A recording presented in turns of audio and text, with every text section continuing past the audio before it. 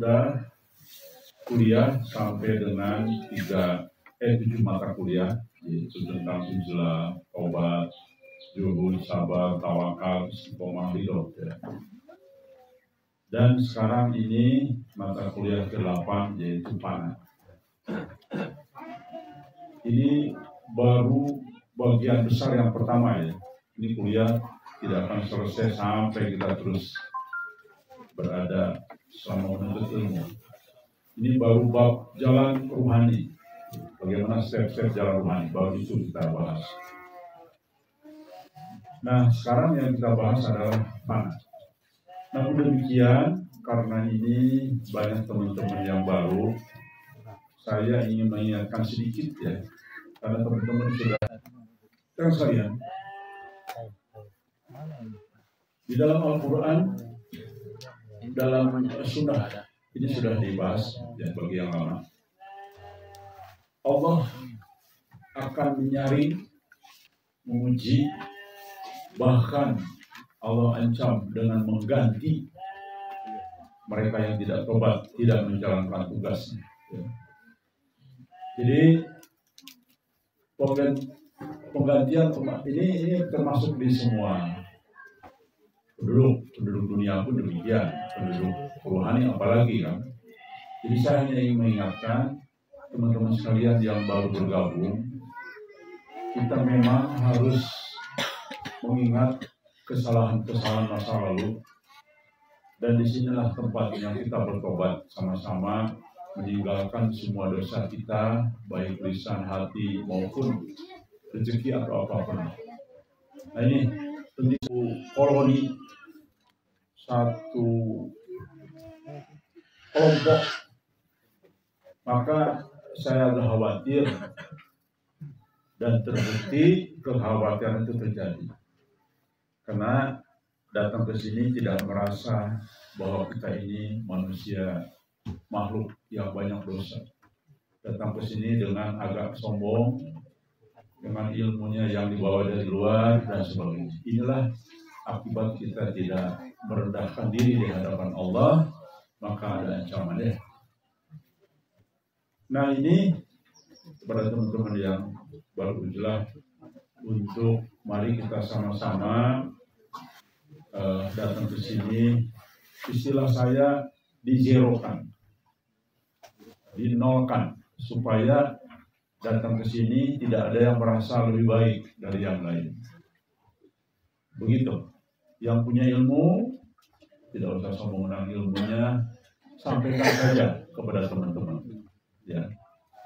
Yang datang ke sini dengan kelebihan lain, jangan tonjolkan kelebihan itu, tetapi zerokan pemikiran kita bahwa kita semua memiliki dosa yang mungkin begitu besar ketika kita ada di lingkungan syirik, di lingkungan yang penuh dengan dunia-dunia yang banyak menyeret kepada kesalahan-kesalahan kita ya.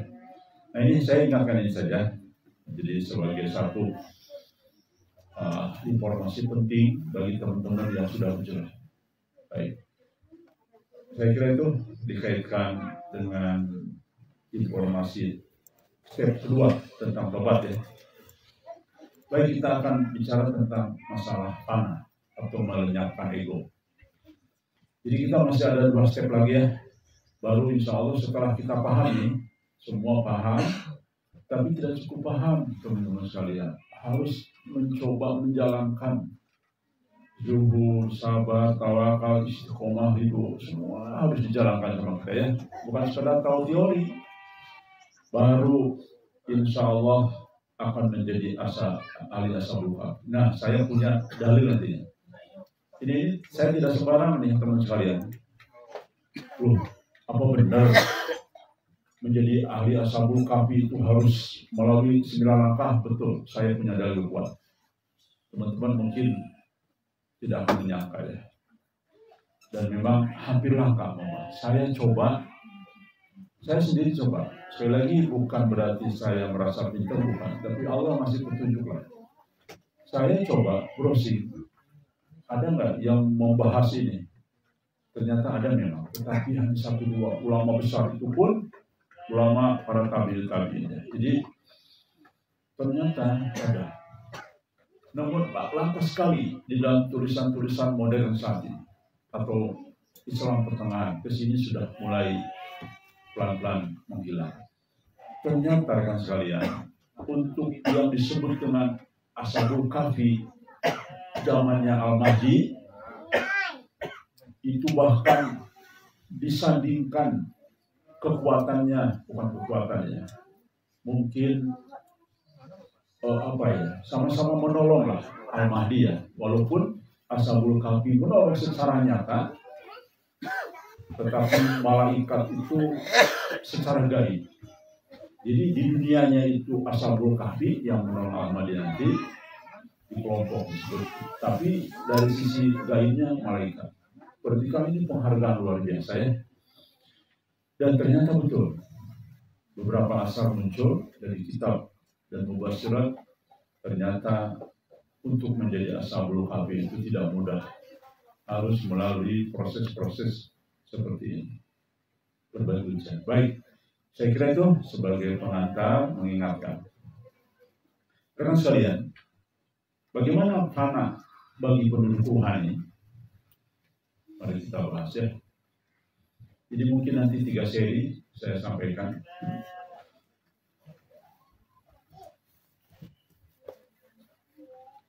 Dalam arti ini sebetulnya lenyap ego, bukan berarti dalam arti lenyapnya ego dan peluburan diri. Ini hati-hati nih, peluburan diri ya, bukan berarti kita melubur jadi Allah, bukan. Dalam kehendak Allah maksudnya. Konsep ini menjadi puncak perjalanan rohani, suluk menuju pengenalan sejati kepada Allah. Jadi fana itu sebetulnya banyak. Ini nanti saya akan perbandingkan ulama-ulama salaf yang berbeda tentu dengan ulama-ulama sufi. Kadang-kadang ada sufi yang baik, bagus, ada sufi yang juga kebablasan. Fana itu melebur kita dengan Allah. Jadi Allah menyatu dengan kita. Itu kan sudah kebablasan ya. Jadi fana dalam pengertian adalah yang dikaitkan dengan ujlah, mengasingkan diri dari utama. Ada 2. Paling utama ya, tantangan banyak, tapi yang paling besar adalah 2. Menjaga ikhlas dan melepaskan ego. Halus, yang paling halus, kita harus lenyap. Di Bukit Lebah ini sebagai guru Qurani harus lenyap semua. Ria, ujub, merasa lebih suci dari yang lain. Mungkin saya tambahkan lah, merasa lebih pintar ya. Lebih pintar. Peran. Dan saya juga belajar, sambil belajar. Karena sekalian, saya hanya penyampai, tapi jujur saja saya juga belajar. Apa yang saya sampaikan, saya baca dulu, saya hayati dulu. Dan alhamdulillah saya pun belajar, ya, sama-sama belajar. Nah, saya pun paling khawatir lah dalam ego ini. Kadang-kadang banyak ego yang ria sifatnya, ego yang halus sekali. Dan inilah tantangan paling utama di dalam konteks melenyapkan ego. Rumusan masalah nanti saya akan bahas dari sisi Quran, hadis dan juga pendapat ulama tentang masalah fana ini. Bagaimana proses fana diterapkan kepada penduduk rohani yang ujlah.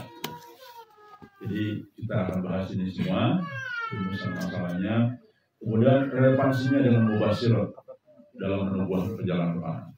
Ternyata teman sekalian, di mubasyirat banyak ternyata. Makanya luar biasanya mubasyirat itu menegaskan. Qurannya jelas, hadisnya jelas, pendapat ulama jelas. Lalu bagaimana perbedaan pendapat fana ada dalam mubasyirat?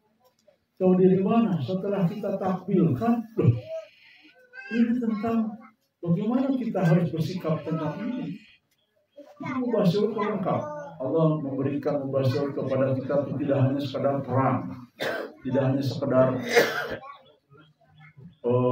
mahamah kubro, tidak hanya sekadar yang lainnya, tapi juga ternyata konsep-konsep ibadah mirip seperti syirik. Kan dengan perbedaan pendapat ulama yang berbeda pendapat tajam sekali, bayangkan. Ada yang lain mengatakan justru dengan pajang foto ulama jin jadi terusir, bahkan boleh meminta sesuatu ke foto, kan ekstrim sekali perbedaan. Sementara yang lain syirik. Maka mubasyirat mengatakan menengahi, menjelaskan yang sesungguhnya. Demikian juga dengan konsep-konsep ini, ya.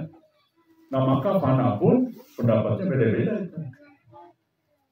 Ekstrim kadang-kadang pendapatnya. Baik. Begitu ya. Dan ada di dalam mubasyirat menengahi. Makanya kita mengutip ulama yang hati-hati dalam bidangnya. Karena ternyata beda. Pengertian fana dengan sekalian. Jadi secara etimologi itu hilang lenyap. Etimologi ya. Oke. Secara istilah ini umum. Jadi banyak pendapat tapi saya ngambil yang umum. Jalan tengah. Lenyap kesadaran ego, nafs, dan kehendak diri hanya menyisakan kehendak Allah saja. Jadi sejalan ya dengan mata kuliah yang lain. Kita di sini semua harus sudah karena Allah. Apapun. Maka kalau ini kita bisa raih panah ini, maka di sini semuanya akan tenang. Tidak ada lagi yang tersinggung.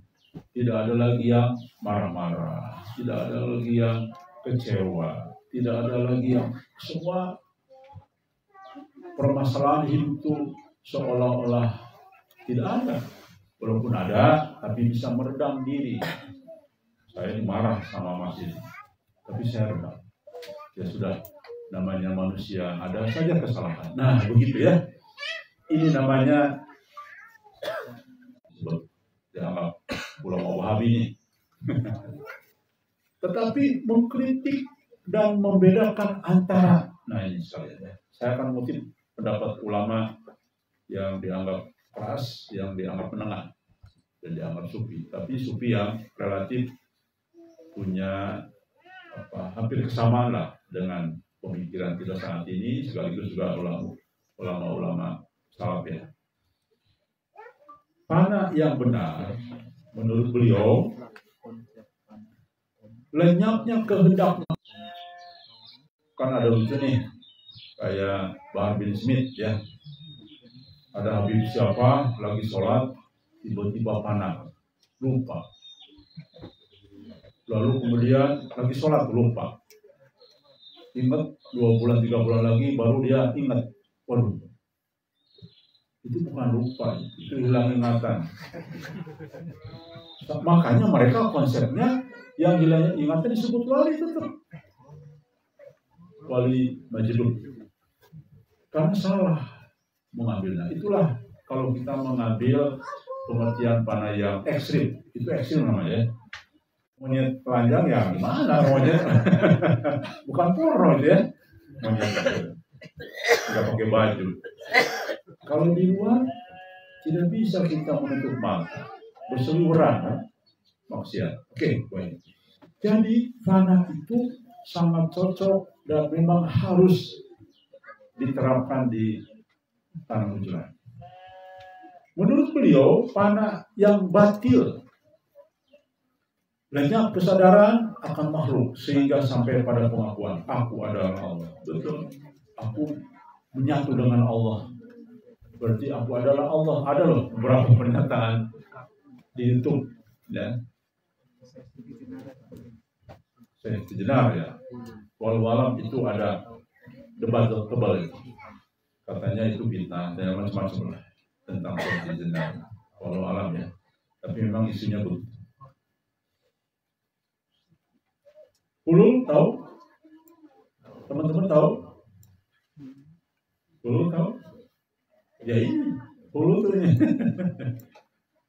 Jadi menyatu dengan Allah ulul. ijtihad. Karena saya ini sangat mencintai Allah, segalanya untuk Allah, maka saya menyatu dengan Allah. Itu kan ekstrim, yang risikonya berat. Akhirnya banyak yang keliru, salah jalan, ya, salah jalan. Jadi bukan begitu, kita kan nggak mungkin menyatu dengan Allah, kita makhluk. Nanti sama orang awam, salah lah. Jadi makanya soal panah ini harus hati-hati sekali. Mari kita lihat beberapa pernyataan ulama yang kita anggap lurus dalam pemahamannya. Ini kutipan beliau. Panah yang syar'i adalah hilangnya kehendak hamba yang menyelisih perintah Allah, sehingga yang tersisa hanyalah kehendak yang sesuai dengan syariat. Adapun panah yang batil adalah sebagaimana diklaim oleh ahli hulul dan ijtihad. Yang tadi menyatu dengan Allah gitu. Padahal kita ini makhluk hina, sama dengan binatang lain, hanya bedanya kita dilebihkan, punya otak dan akal. Itu. Otaknya sama, coba dengan monyet dibelah, otaknya sama, bentuknya sama, giginya sama, kita hampir sama bentuknya. Tapi yang membedakan akal. Akal inilah yang akhirnya mengenal Allah. Akal inilah akhirnya yang mengenal kemandirian. Padahal dari bayi sama. Coba perhatikan. Monyet sama kan? Bisa nyusu, bisa digendong. Bagaimana? Sama dengan manusia. Lahir juga digendong. Tahu. Nen. Bagaimana bayi diajari siapa ya coba? Langsung bayi langsung nyedot nennya ibunya. Sama, monyet juga selalu digendong nen juga. Jadi dari awal itu sama, tetapi yang membedakan akal. Mereka terbatas dengan naluri saja, tapi kita berkembang menggunakan akal. Jadi sama makhluknya. Jadi jangan menganggap kita itu menyatu dengan Allah lalu akhirnya kita jadi Allah seperti Allah. Kan sesuatu yang tidak mungkin ya. Baik. Ia juga berkata, para imam tasawuf yang benar mengikuti sunnah, seperti beliau mengatakan, Junaid memakai panah perkara lainnya wujud hamba dan pengaku. Ya. Beliau mengatakan, mengakui juga ada ulama tasawuf yang benar katanya ya, tidak semuanya keliru. Atau penghulu melainkan labnya kehendak yang menyelisih kehendak. Ini dalam Majmu' Fatawa. Jadi beliau pun tidak menghukumi seluruh ulama tasawuf keliru, tidak. Ada yang benar pada beliau ya. Sejalan. Ibnu Qayyim punya ekstrim seperti tadi. Allah menyatu dengan makhluk. Jadi beliau sudah mulai bicara tentang ruhani, tapi tetap menolak yang ekstrim. Kemudian dalam kitab Madarij Salikin, beliau membahas 3 jenis panah. Apa? Kita lihat ya. Panah yang benar adalah hilangnya keinginan selain Allah dari hati seorang hamba. Hampir sama dengan apa yang kita sampaikan sebelumnya. Jadi, saya mau doa untuk Allah sajalah. Saya bermuamalah di sini, ngurus ikan untuk Allah, ya. Bukan berarti Allah perlu makan, tapi saya tidak untuk kepentingan dunia. Saya ikhlas untuk makan kita bersama yang sedang berjuang, tidak karena uang, tidak karena perhitungan apa-apa. Itu namanya, ya. Karena kita tahu kita sedang berjuang untuk kepentingan Allah, jadi sama untuk Allah juga kita. Semua di sini dari hati seorang hamba, kecuali pada dirinya. Tuh, itu yang disebut dengan fana. Jadi kita luruskan nih pendapat Habib nih, ya. Akhirnya kita mulai memahami apa itu fana.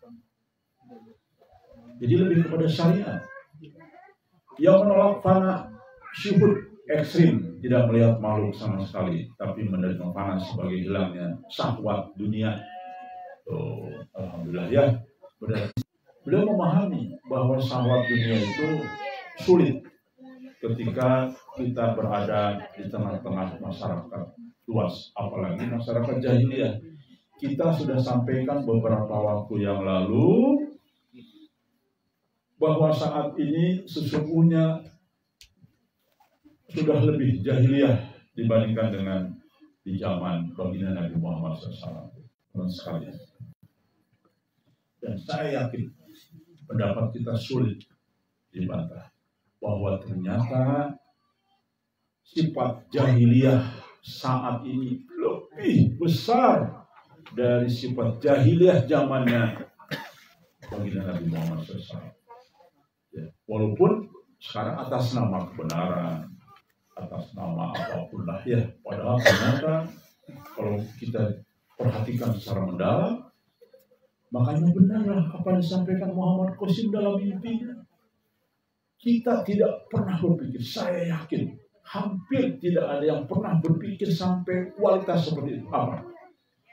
Dunia ini penuh dengan kegelapan. Itu bahasa yang sangat amat tinggi loh. Artinya apa? Tidak ada yang sekarang ini manusia hampir dikatakan mungkin ya, terbebas dari kegelapan itu. Jujur saja teman-teman sekalian, saya baru mendengar dari mimpi Muhammad Qasim. Dan itu ternyata ketika kita dalami dari sisi ini, benar. Ternyata teman sekalian, nanti masuk ke mata kuliah berikutnya setelah selesai ya bab ini. Saya bisa membuktikan ternyata saya kaget. Saya shock juga. Dan alhamdulillah saya bahagia ada di sini ya Allah, bahagianya sangat luar biasa. Artinya jahiliyah sekarang ada di kota-kota melebihi sebelumnya. Bukan jahiliyah zamanan sebelum zaman Nabi ya. Walaupun beda bentuk, sama dengan kesyirikan. Tidak pernah terpikir oleh kita bahwa syirik sekarang jauh lebih besar dibandingkan zaman Nabi. Benar ternyata kita buktikan. Ya. Lebih beragam. Zaman Nabi nggak ada baliho-baliho di jalanan ya, sekarang banyak. Zaman Nabi nggak ada disedok, digambar, di baju gambar-gambar makhluk. Gimana nyetaknya? Paling di batu-batu, di kertas. Jadi beragam ternyata betul. Makanya pada saat itu saya langsung percaya bahwa Qasimullah Allah dialah calon menjadi sesungguhnya. Kenapa? Karena ajarannya ekstrim dalam pengertian di luar jangkauan kita semua. Oke ya, kita terusan. Syekh Abdul Rahman Asadi, ya. Ini dianggap salafi moderat. Moderat itu di tengah-tengah, nggak terlalu ekstrim.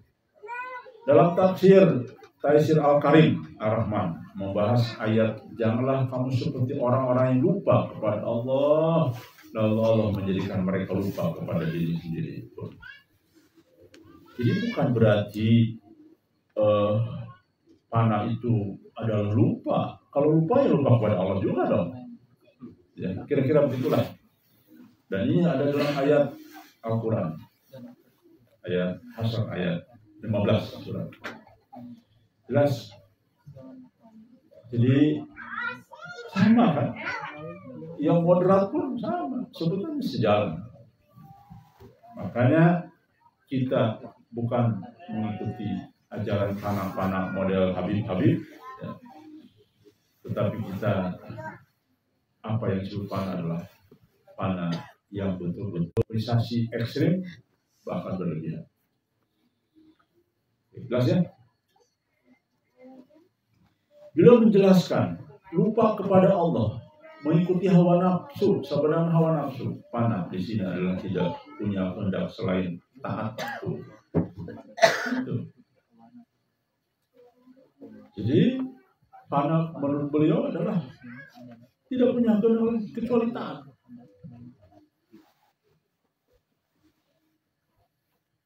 Makanya rekan sekalian, jenjang ketaatan sudah saya bahas gimana? yang ketaatan Allah, terus Nabi, terus ulil amri. Itu. Tapi ulil amri juga berdebat-debat juga, perdebatan terus. Apakah ulil amri sekarang ini yang presiden ulil amri banyak berdebat. Oh, bukan, karena syaratnya tidak penuh. Ada juga iya dan sebagainya. Rekan sekalian, kita teruskan. Beliau mengatakan, apabila hati senantiasa ingat Allah, maka semua kehendak buruk akan hilang, lenyap dan sirna.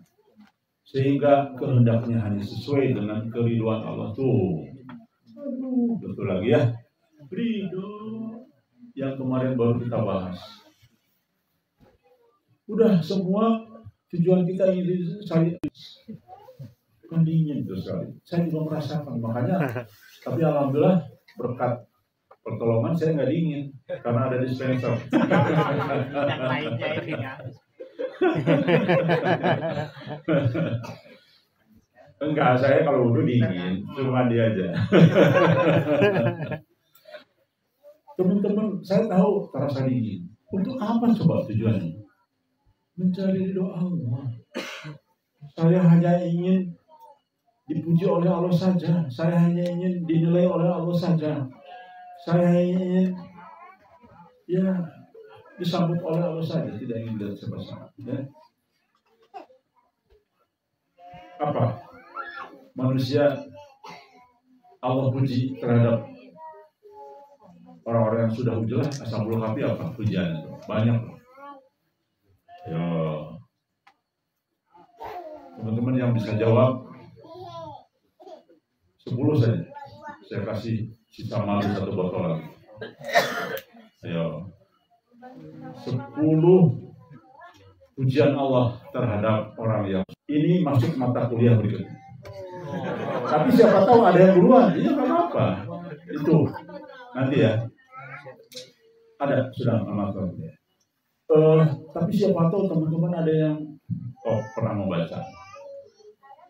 Oke, kalau yang tadi disebutkan itu status kita sebagai apa sebagai apa. Oke, kita teruskan. Tuh, dijawab dulu.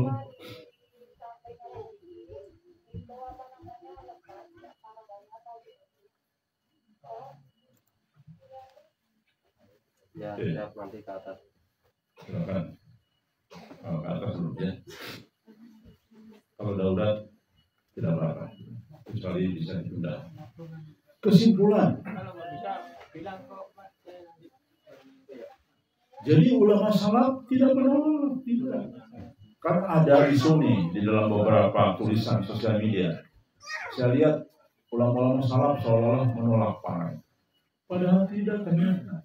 Saudara-saudara, ya, menolak, namun menolak panah secara total dalam pengertian kayak tadi ini ajaran Habib. Panah itu tidak ingat total.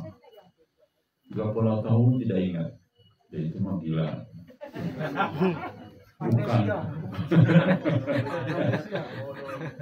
Mereka mencari nih, lihat. Panah yang benar hilang kehendak maksiat, hatinya menuju Allah. Itu yang lebih sesuai syariat. Tapi panah yang batil, pengakuan hulul, ijtihad, merasa menyatu dengan Tuhan.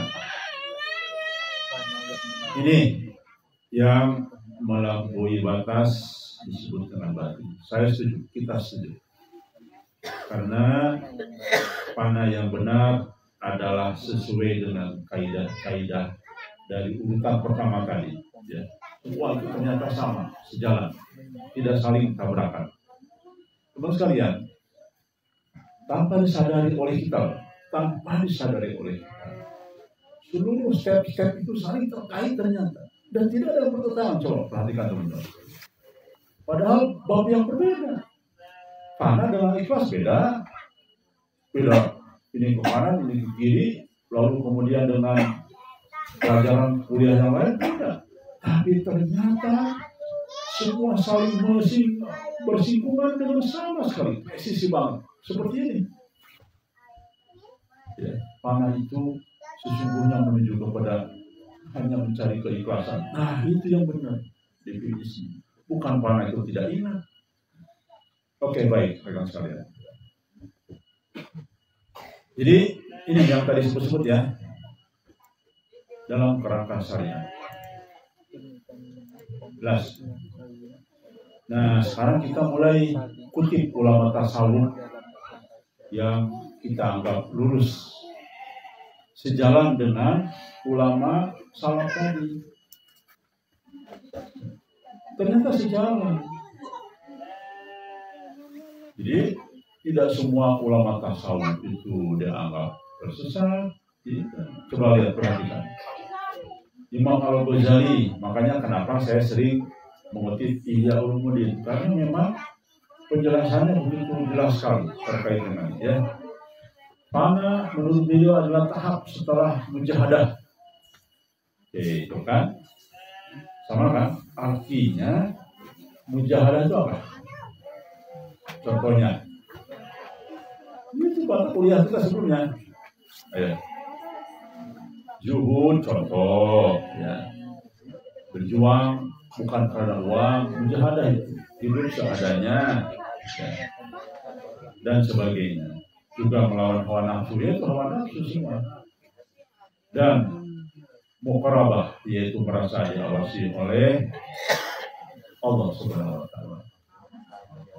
Betul kan? Sejalan saya sudah menyampaikan Mas Haidil, bermuamalah dan jangan berpikir takut dengan saya kalau tidak bermuamalah.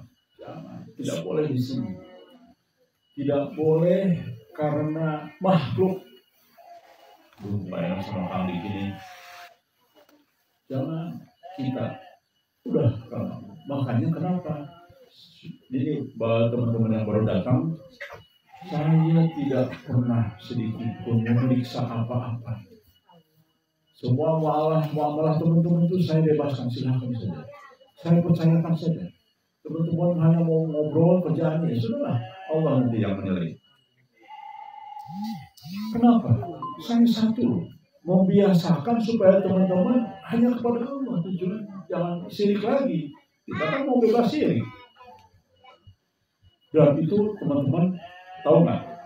Saya menderita loh di awal. Perilaku saya tidak pernah ngecek kepada teman-teman. Itu penderitaan buat saya seperti itu. Kenapa penderitaan? Karena saya terdidik profesional. Terakhir jadi konsultan politik, saya detail pemeriksaannya. Apalagi dulu waktu masih belum bubar ya. Kalau dengan Mas Ari kan sebetulnya udah bubar ya. Cuman karena saya dibujuk-bujuk oleh teman suruh bantu gitu. Makanya yang ada aja timnya. Semua dibubarkan. Dulu itu saya detail. Kalau hasil pekerjaan teman-teman masuk jam 10 malam, saya sampai jam 1 belum tidur kalau belum mau cek total. Dan harus presisi, analisanya harus presisi. Tapi kesini, Masya Allah, saya harus 380 derajat berubah. Kalau dulu orang takut dengan saya kan, karena nggak benar kerjaan ini, nggak benar, takut kan, takut dikeluarin, takut apa macam-macam, tidak dikasih bonus. Dulu kan saya ada pembagian bonus, nggak dikasih bonus, karena bonus sekarang lebih besar dari honor kan. Jadi orang takut karena atasan dan sebagainya. Tapi di sini saya harus 380 derajat, bayangkan. Kenapa? Karena saya ingin ini terjadi. Apa? Supaya jangan ada sirik kecil di sini. Teman-teman jangan karena saya, jangan. Itu sih yang bisa menjerumus tanpa disadari ya. Oke. Menurut beliau panah adalah lenyapnya kesadaran pada makhluk dan sifat diri yang tinggal hanyalah kehendak Allah. Jadi sifat-sifat diri itu maksudnya apa? Ego, ya yang disebutkan tadi, ujub, ria, itu sifat-sifat diri manusia hilang. Yang tinggal hanyalah kehendak Allah saja. Sedangkan pada makhluk itu ya macam-macam pengertiannya. Ini bisa tadi kerjaan karena takut atasan, semuanya ada dihubungkan dengan konteks makhluk. Kalau sudah anak menurut beliau adalah hilang semua, dan semua adalah karena kehendak Allah. Bukan nyatu tapi kehendak. Jelas ya? Ibnu Arabi menyebutkan bahwa pada sebagai penegasan sifat-sifat tercela sehingga tertinggal hanya sifat-sifat yang memancarkan Asmaul Husna.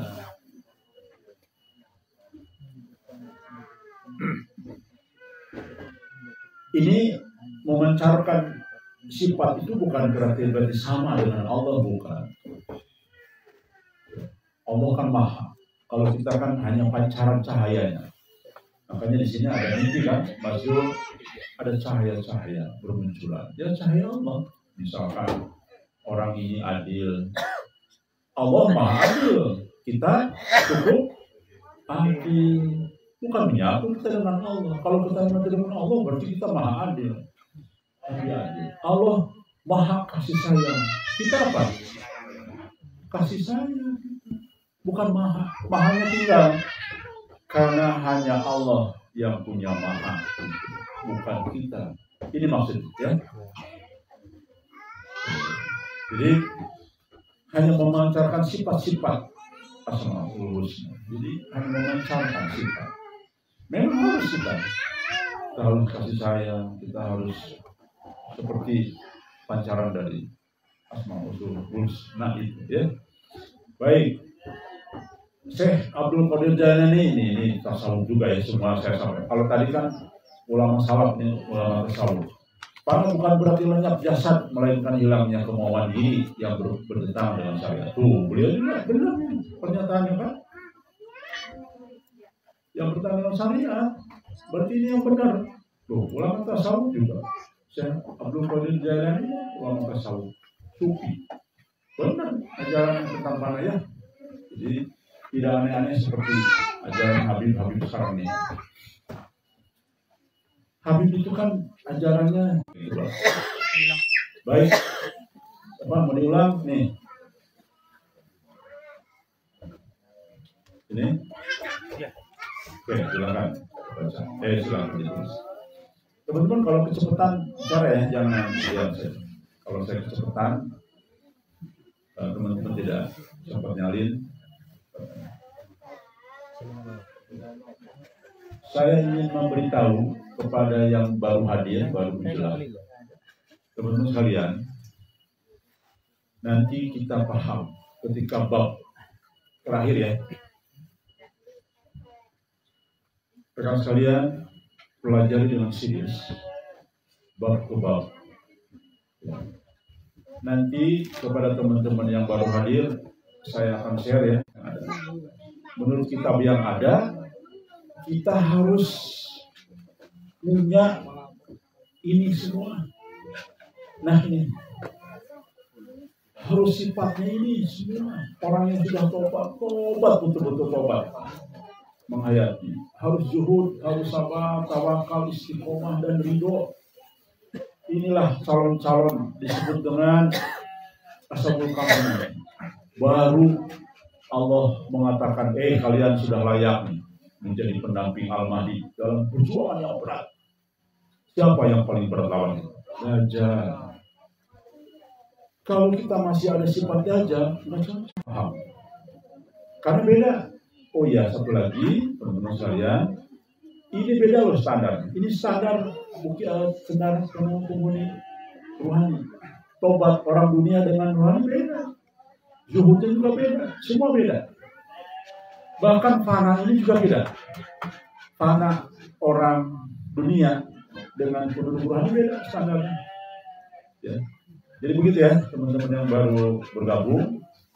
Jangan hanya membaca istilah zuhud dalam konteks keduniaan, tawakal, istiqomah dalam definisi penduduk dunia. Penduduk rohani beda. Oke, baik, dan ini sudah yang lalu ya. Baik, kalau begitu saya kira untuk ayat Quran besok hari kita bahas. Kita selesai sampai jam 5 sesuai waktunya. Insya Allah kita teruskan besok. Itu berarti sesi pertama baru definisi pendapat zuhud menurut para ulama ya. Baik, kita kuat, yakin bahwa panah itu memang harus kita dalami, kita pelajari menjadi satu bagian kehidupan kita, apalagi kita ada di kelompok penduduk perumahan ini. Demikian, terima kasih. Semoga dan insya Allah kita harus mampu melalui proses-proses tahap-tahap. Tidak ada lagi kecuali kita istiqomah untuk menjalani proses-proses ini dengan semangat terus belajar. Terima kasih. Wassalamualaikum warahmatullahi wabarakatuh. Silakan langsung belajar bahasa